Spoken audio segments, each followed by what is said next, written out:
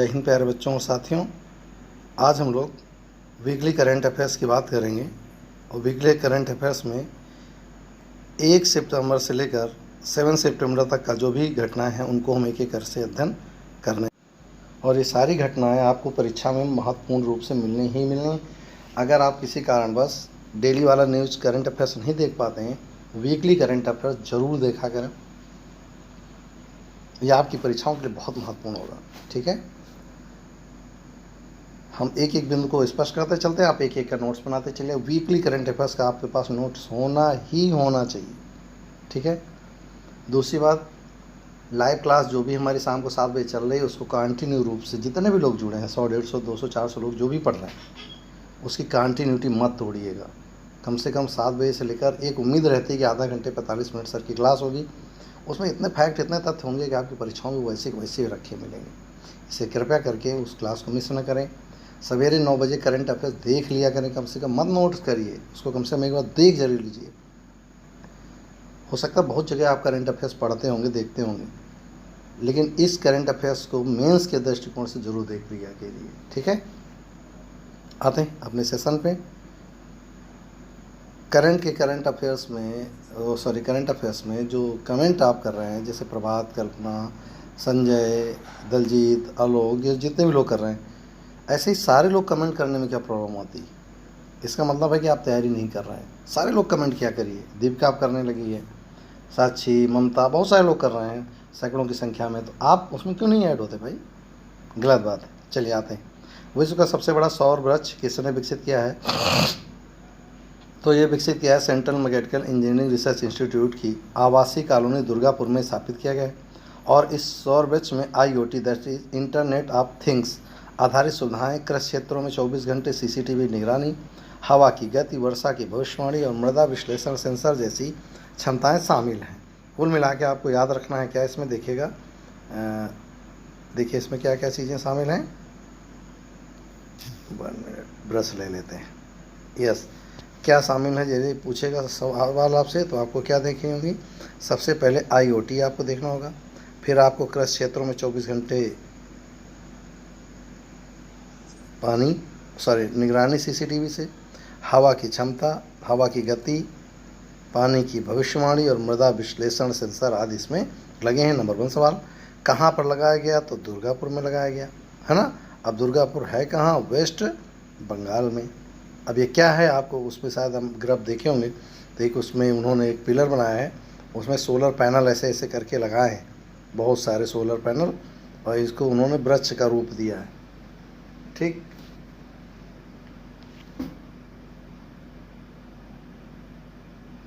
तो ये जो वृक्ष का रूप है इसे हम क्या कह रहे हैं? सोलर वृक्ष कह रहे हैं। ठीक है, अगला देखिए, हाल ही में संपन्न हुए 19वें दरबारी सेठ मेमोरियल व्याख्यान को किसने आयोजित किया है? तो आपको बताना है ये किसने आयोजित किया है। ठीक है, तो ये आयोजित किया है किसने? टेरी। ठीक, the energy and resource initiate, इसका नाम है टेरी। ठीक, अगला देखिए, थीम इसकी क्या है? Towards reformed multilateralism. S Jaishankar ने इसकी जानकारी दी या नाम दिया। ठीक, किसने बनाया? तो यूनाइटेड नेशन ने। यूनाइटेड नेशन के महासचिव एंटोनियो गुटेरस, और इसकी थीम उन्होंने क्या बताई है? ये S जयशंकर ने उसकी थीम बताई थी। इन्होंने, गुटेरस जी ने कहा, the rise of renewable shining A light on A sustainable future. तो ये अलग अलग तरीके से मेंस वाले ध्यान रखें, वो केवल यही रखेगा, the rise of renewable shining A light on A sustainable future dash करके कामा पर टिप्पणी लिखे, फिर आप गोल गोल घूमिएगा, पता नहीं चलेगा ये क्या है। इस वर्ष की ईज ऑफ डूइंग बिजनेस, माने कहाँ पर आसानी से बिजनेस किया जा सकता है, रैंक दिया गया है या रिपोर्ट कौन जारी करता है? तो ये जारी करता है वर्ल्ड बैंक। चलिए लिख डालिए वर्ल्ड बैंक के बारे में खूब सारा। हाल ही में शतरंज ओलंपियाड में किन 2 देशों को संयुक्त रूप से विजेता घोषित किया? आज ही के टेस्ट में मैंने पेपर में क्वेश्चन पूछा था। ठीक, कल के प्रश्न में आपसे क्वेश्चन पूछा गया था, ये भारत और रूस ने। हाल ही में दक्षिण पश्चिम रेलवे की पहली roll on roll of that is RORO की सेवा शुरुआत किन राज्यों के बीच शुरू की गई? तो ये शुरू की गई है कर्नाटक और बेंगलुरु के बीच। बेंगलुरु ने नेलमंगला और महाराष्ट्र के बेल यानी सोलापुर के बीच ये शुरू करी है। ठीक, अगला है, हाल ही में केंद्र सरकार ने रेलवे बोर्ड के पुनर्गठन को मंजूरी दी है। इस बोर्ड का सीईओ किसे नियुक्त किया जा रहा? तो विनोद कुमार यादव को। आज ये भी प्रश्न में था। बोर्ड के सदस्यों की संख्या 8 से बढ़ाकर 5 कर दी गई है, घटाकर 8 से 5 कर दी गई, जिसमें एक अध्यक्ष और 4 सदस्य। पिछले कई वर्षों से रेलवे में सुधार के लिए प्रकाश टंडन समिति, राकेश मोहन समिति, सैम प्रतोदा समिति और विवेक देवराय समिति आदि का गठन किया गया। चलिए नोट कर लीजिए परीक्षा के लिए कौन कौन सी आपसे पूछे कि इनमें से कौन रेल सुधार के लिए नहीं थी। तो सबसे पहले है प्रकाश टंडन समिति, दूसरी राकेश मोहन समिति, तीसरी सैम प्रतोदा समिति और चौथी है विवेक देवराय समिति। जो भी अगली होगी वही नहीं होगी। बाढ़ की पूर्व चेतावनी सर्विस को देश में स्थापित करने के लिए गूगल ने किस देश के साथ भागीदारी की है? तो बांग्लादेश के साथ। गूगल यह अलर्ट हिंदी, बांग्ला और 7 अन्य स्थानीय भाषाओं में उपलब्ध होगा, जो बाढ़ की भविष्यवाणी तथा ऐतिहासिक डेटा के विश्लेषण पर काम करती है, जिसके लिए वह आर्टिफिशियल इंटेलिजेंस का यूज करती है। ठीक, अगला, सुप्रीम कोर्ट ने 3 महीने के भीतर रेल पटरियों के किनारे 48,000 झुग्गी झोपड़ियों को हटाने का निर्देश दिया। यह निर्देश किस राज्य केंद्र सरकार प्रदेश के लिए दिए गए हैं? तो दिल्ली के लिए, क्योंकि वहाँ पर एक्सपेंशन करना बहुत दिक्कत आ रही है रेलवे का। ये झुग्गियाँ 48,000 जो हैं ये सारी अवैध हैं। ये वे लोग होते हैं जो किसी कारणवश गाँव घर से भाग जाएंगे, फिर रेलवे किनारे झुग्गी झोपड़ी बनाएंगे। ये अनुचित है, उचित नहीं है। हो सकता है मोरल की दृष्टि से कह रहा हूँ कि सर आप गलत बोल रहे हैं, नहीं हम बिल्कुल सही बोल रहे हैं। आप वहाँ पर अनैतिक रूप से रहते हैं, जब आपका सोर्स इनकम नहीं होते तो आप गलत काम करते हैं और समाज को एक गलत संदेशा देते, इसलिए हटना चाहिए। हाल ही में जारी सड़क हादसों से संबंधित रिपोर्ट में किस राज्य में सबसे ज़्यादा सड़क दुर्घटनाओं से मौत हुई? चलिए गर्व से कहिए हमारी, दैट इज उत्तर प्रदेश। 1.3% की वृद्धि हुई है। हाल ही में किस भारतीय ने यूएस ओपन में मेंस सिंगल का पहला मैच जीता है? तो सुमित नागल और ने जीता है, ब्रैडली क्लान को हराया है। नागल पहली बार किसी ग्रैंड स्लैम के दूसरे दौर पर पहुंचे हैं।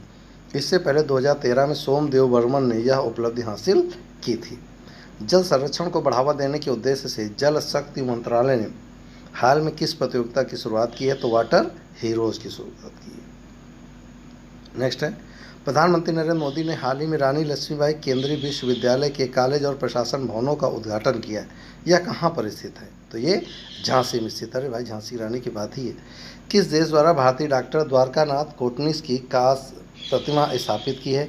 तो चीन ने स्थापित की है। क्योंकि जरा देखिए,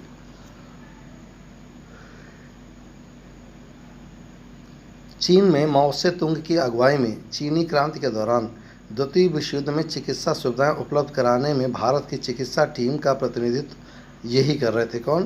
कोटनिस साहब। इसलिए उनकी याद में वहाँ पर उनकी प्रतिमा लगाई गई है। भारत किस देश के साथ द्विपक्षीय नौसैनिक अभ्यास पासेक्स 2020 शुरू करने वाला है? तो पासेक्स ध्यान रखिएगा रूस के साथ होता है, वो कंटिन्यू अभ्यास है। हाल ही में किस राज्य केंद्र शासित प्रदेश में 10 सदस्यीय जैव विविधता परिषद की स्थापना की गई है? तो जम्मू कश्मीर में। हाल ही में हुई घोषणा के अनुसार दुनिया का दूसरा सबसे बड़ा सड़क नेटवर्क किसके पास है? तो भारत के पास है, दूसरे नंबर पर यूएसए।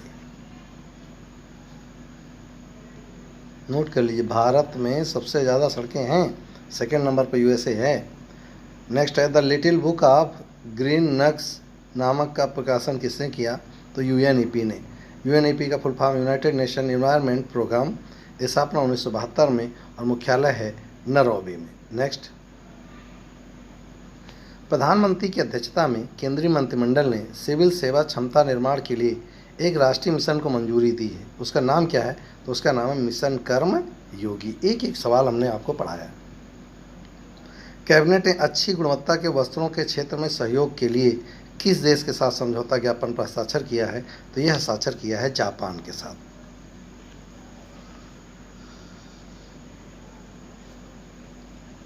नेक्स्ट है, ग्लोबल इनोवेशन इंडेक्स 2020 की रैंकिंग में भारत ने इस वर्ष कौन सा स्थान हासिल किया है? तो 48वां स्थान हासिल किया वर्ल्ड इंटेलिजेंस पावर ऑर्गेनाइजेशन में। ठीक, 48वां स्थान भारत ने हासिल किया है ग्लोबल इनोवेशन इंडेक्स 2020 में।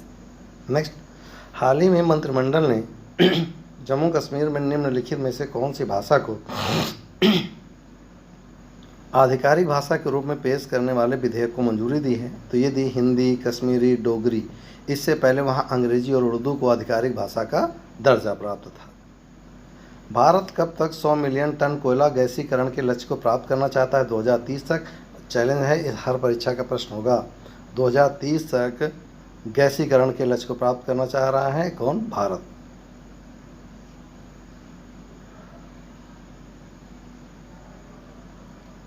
हाल ही में किस सेना के खेल नियंत्रण बोर्ड को राष्ट्रीय खेल प्रोत्साहन पुरस्कार 2020 से सम्मानित किया गया? तो भैया ये किया गया वायु सेना को। मैंने IAF ऐप के बारे में आपको पढ़ाया। आज का लास्ट है। केंद्रीय ऊर्जा मंत्री ने वीडियो कॉन्फ्रेंसिंग के जरिए green term ahead market that is GTAM launch किया। यह किससे संबंधित है? तो ये इलेक्ट्रिसिटी से संबंधित। तो ये हमारा सेशन था। उम्मीद है एक एक बिंदु हमने बहुत अच्छे से आप तक पहुँचाने का प्रयास किया है और बहुत अच्छे से आप पढ़ भी रहे हैं। हमें बड़ी खुशी है। जल्दी जल्दी तैयार करते चलिए आने वाली परीक्षाओं में जल्दी से। यस, बिल्कुल कर सकते हैं। आप नहीं कर सकते तो कोई नहीं कर सकता। जितनी मेहनत आप और हम कर रहे हैं कोई नहीं कर रहा। चलिए हम इसी उम्मीद के साथ मिलते हैं शाम को 7 बजे। टाइम याद रखा करिए, चखना पानी लेकर बैठा करिए और 7 बजे का वेट किया करिए। सारे लोगों को जगा के रखा करिए। एक दूसरे को लिंक शेयर कर दिया करिए, बता दिया करिए भैया 7 बजे एक पागल आएगा, जगाएगा। Choice is yours. आज फिलहाल इतना ही। मिलते हैं शाम को 7 बजे। फिलहाल जय हिंद।